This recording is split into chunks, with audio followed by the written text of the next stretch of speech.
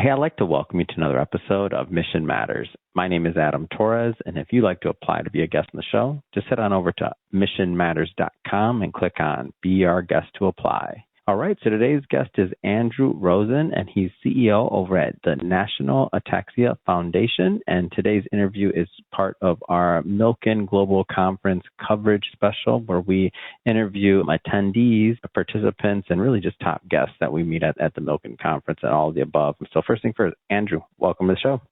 Thanks, Adam. Thrilled to be with you today.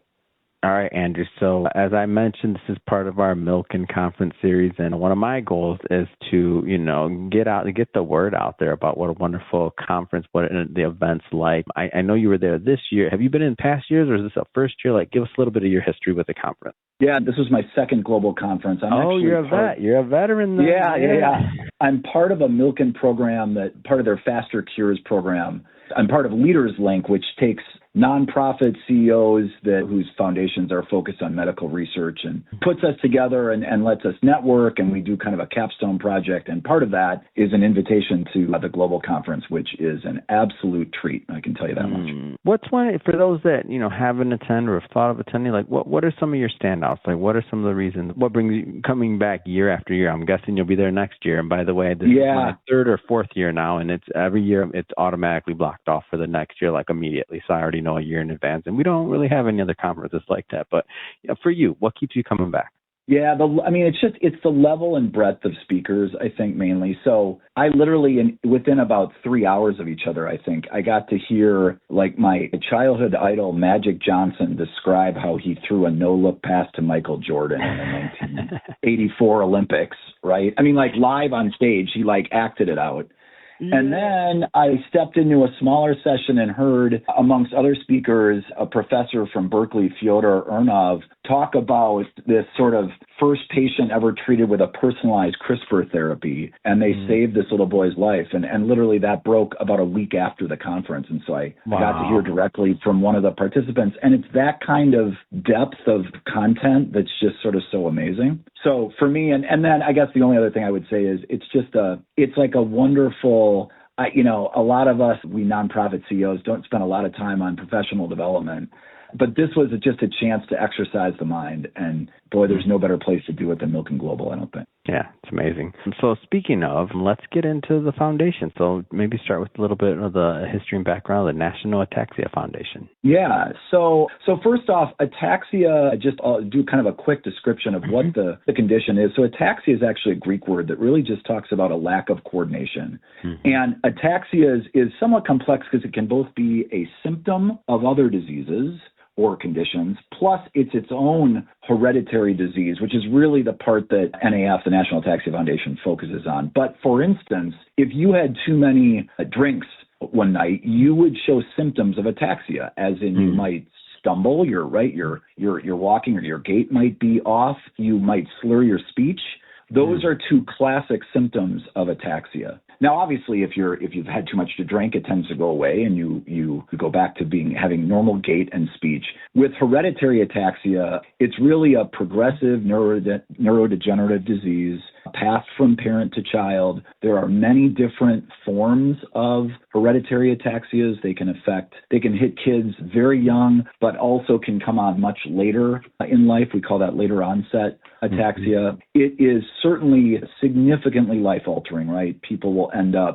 Most people with ataxia will end up in a wheelchair, and many forms of ataxia are life-shortening. So it affects the ability to swallow and all of those sort of fine motor skills that the cerebellum, that's the part of the brain that the genetic mutation occurs in. The cerebellum really impacts your ability to do all those fine motor skills. And so NAF has been around for a long time. Our mission is to accelerate the development of treatments and a cure while working to improve the lives of those living with ataxia. And so, Adam, we really do two main things. We give money to research, right? So you'd be hard-pressed to find an ataxia researcher in the world that hasn't received a grant from NAF over the last 60-some years. And then we do a number of other things in the research space, including a no-cost genetic counseling and testing program. We sponsor the largest natural history study in ataxia, et cetera. And then the other part of our mission is to really help support patients and their families that live with the disease. And we do that again, we've got about 60 support groups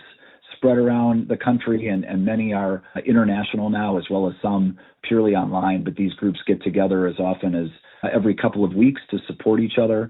We have the largest annual patient conference in the world where we bring together almost 1,000 Ataxians and their caregivers and families. And then we obviously do a whole bunch of things online, dozens of webinars a year and other ways to support those families. So that's just a little bit about ataxia. It's considered a movement disorder, right? So the movement disorders, that's Parkinson's and then ALS and Huntington. And, for a long time, I think ataxia was sort of the ugly stepchild of those, but we're working to change that narrative. And the foundation has grown substantially in the last several years, and we're excited about what our future holds. Yeah. What originally, Andrew, drew you to this mission and to this organization? Like a lot of things we can do with our time, a lot of missions we can support. What drew you to this? Yeah, I had about a 20-year corporate career, largely in healthcare, and had sort of come across the term at various times. But for a number of reasons, kind of a classic, maybe sort of midlife crisis, I had felt so fortunate in my life and really wanted to take some of the business skills that I had developed and put them toward something that I felt like mattered more. So I made a move to nonprofit management about almost 20 years ago now. And this organization, I was in between roles.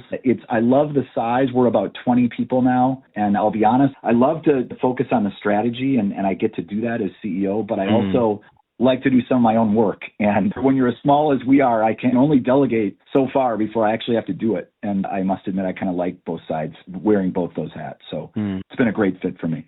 Now, a lot's in the news, and just for context for people that'll be listening to this far into the future, we're recording this in June of 2025. A lot in the space about funding, federal funding, who's going to get it, who's not going to get it. Why is federal research support so important to the ataxia space?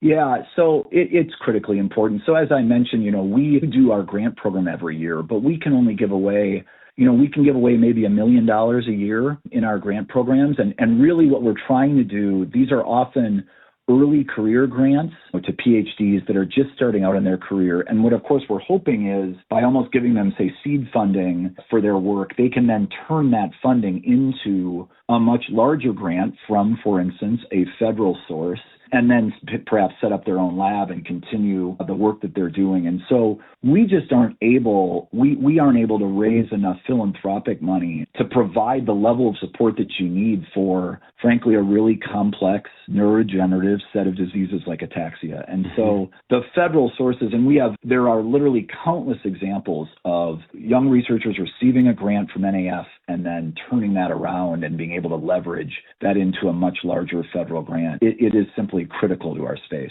And so, we, like many other patient advocacy groups, especially in the rare disease space, ataxia is considered rare, are concerned about what's been happening in Washington, D.C., and we are doing our best to raise our voices and make sure our legislators understand how important it is to continue to fund those sources. You mentioned the research and also possibly even the difficulty and what it takes. What makes ataxia a difficult condition to study? Yeah, it's a great question. So I think there's a couple things that make ataxia and other things like it really difficult. So first off, it's a rare disease. And by definition in the United States, any condition that affects fewer than 200,000 people is considered rare. We think it's difficult to know when the ataxia is, but certainly it affects maybe tens of thousands of people in the United States. But because it's rare, you can imagine that doing clinical trials and studies can be more difficult because you've got to locate the patients to recruit for studies. So you take something like happened with the pandemic and trying to get a COVID vaccine approved, and boy, guess what?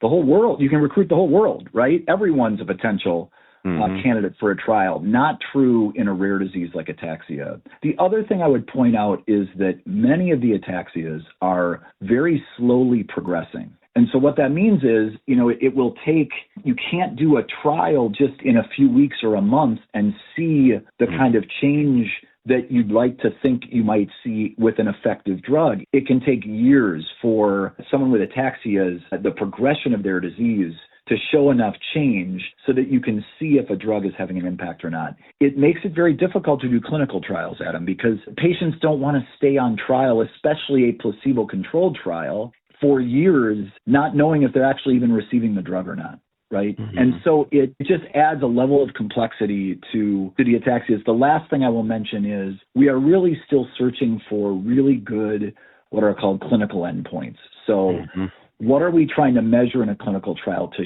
show that a certain treatment is effective? And we continue to look for biomarkers, right? So not necessarily just a physical exam performed by a doctor, but perhaps a bodily fluid or blood that can show a specific marker, where you take the subjectivity of a patient-doctor interaction and a physical exam sort of out of it. We continue to look for better clinical endpoints in the ataxias, and that's a challenge for our space. Yeah. Well, I'll tell you, Andrew, it's been really good getting to have you on the show, of course, and also learn more about what's going on in the ataxia space. I was not completely aware of it and what was taking place, so this is one of my favorite things about doing this show, is getting the opportunity to bring on and learn, on a daily basis, and to introduce new content and new things that I think my audience should know as well. So thank you for that. And if somebody wants to follow up and they want to learn more and maybe even continue the dialogue, and you mentioned you're raising funding, other things like that, how do people do that? Yeah, I will point people to our website. I think that's the best way to get started. It's www.ataxia.org. One last thing I'll mention, one last thing I'll mention is that Bill Nye the Science Guy, who I'm guessing you know of, and obviously most of America loves Bill as a science educator. Many of us grew up with him. I've seen him in the airport a couple of times. It's so interesting seeing him in the airport. You're like, there goes Bill Nye. I don't know. There goes Bill. The only other person that I got that feeling on was I saw Mike Tyson walking through the airport. I'm like, there goes Mike Tyson. Oh, there goes Bill Nye. They're the same. There you go. I was shocked on both. I loved it, both instances. Bill is a terrific guy. He actually has ataxia in his family. Oh, wow. And it was a specific type of ataxia that was just identified a few years ago. And since then, Bill is really engaged with us at the National Ataxia Foundation to help raise awareness.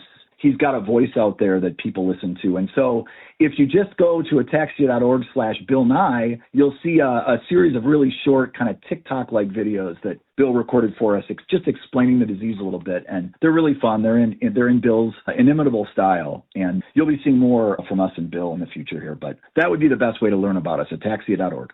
Oh, that's wonderful. And for everybody listening, just so you know, we'll definitely put some links in the show notes so you can just click on the links and head right on over. And speaking to the audience, if this is your first time with Mission Matters and you haven't done it yet, hit that subscribe or follow button. This is a daily show. Each and every day we're bringing you new content, new ideas, and hopefully new inspiration to help you along the way in your journey as well. So again, hit that subscribe or follow button. And Andrew, thanks again for coming on the show.